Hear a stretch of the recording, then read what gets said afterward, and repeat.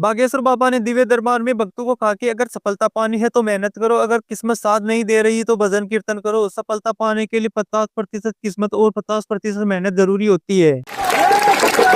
वो कितना भी कठिन हो, याद रखना, बिना कठिनता पाए भगवान की कृपा नहीं मिलती है।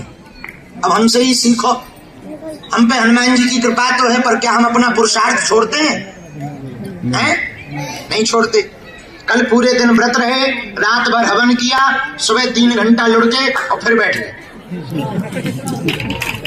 हनुमान जी की कृपा हो जाने के बावजूद भी यदि पुरुषार्थ नहीं करेंगे, भजन नहीं करेंगे तो लोगों का भला नहीं होगा।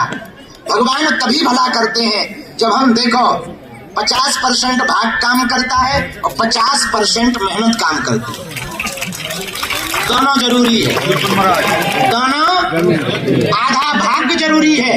भाग्य ठीक करना है तो भजन करो, और भाग्य ठीक हो गया, सफलता पानी है तो आधी मेहनत करो। तुम केवल भाग्य के भरोसे रहोगे तो हलवा नहीं पाओगे, और केवल तुम मेहनत के भरोसे रहोगे तब भी हलवा नहीं पाओगे। पूछो कैसे? इसका मुंह इस तरफ करो, बॉक्स करो, हमसे पूछो कैसे?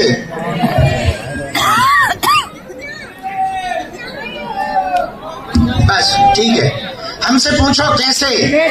जोर से पूछो भैया। भाग्य और पुरुषार्थ दोनों जीवन में जरूरी है।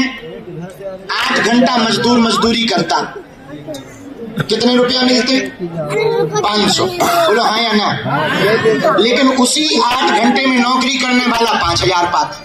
अब बताओ, नौकरी एसी में बैठे हुए आदमी की मेहनत ज्यादा है या मजदूर की? सबसे ज्यादा मेहनत कौन कर रहा? और उसे 500 क्यों मिल रहे? बोलो बोलो बोलो। कई पढ़े लिखे घरे बैठे अंगूठा छाप कुर्सी तोड़ रहे, नेताजी बने और पढ़न लिखन को चला रहे। एक नेताजी ऐसे थे कि उनसे शपथ नहीं पढ़त बन रही थी और कलेक्टर सलूट मार रहे थे। हमें बहुत हंसी आई। एक अधिकारी हमारे बगल में बैठे थे, बोले आप हंस क्यों रहे? हम कहीं बताओ, ये कलेक्टर होकर के इनको सलूट मार रहे जो नहीं पढ़े लिखे, भाड़ में गई ऐसी पढ़ाई। लेकिन बताओ इसके पीछे कारण क्या है? भाग्य। मजदूर 8 घंटा मजदूरी करके 500 पाता है, नौकरी करने वाला 8 घंटा नौकरी करके 5000 पाता है। मतलब उसने मेहनत भी की और उसका भाग्य भी है, दोनों जुड़ गए तो 8 घंटा के 5000 मिल रहे हैं। और ये आदमी केवल मेहनत कर रहा है इसलिए इसको 500 मिल रहे हैं। अब आप बात समझ गए हमारी? अपना भाग्य कौन कौन बदलना चाहता? पक्का? जोर से बोलो पक्का। हाथ नीचे कर लो, हमारी बात मानोगे? भाग्य का परिवर्तन करना चाहते हो तो परम भाग्यशाली हनुमान जी के चरण पकड़ लो।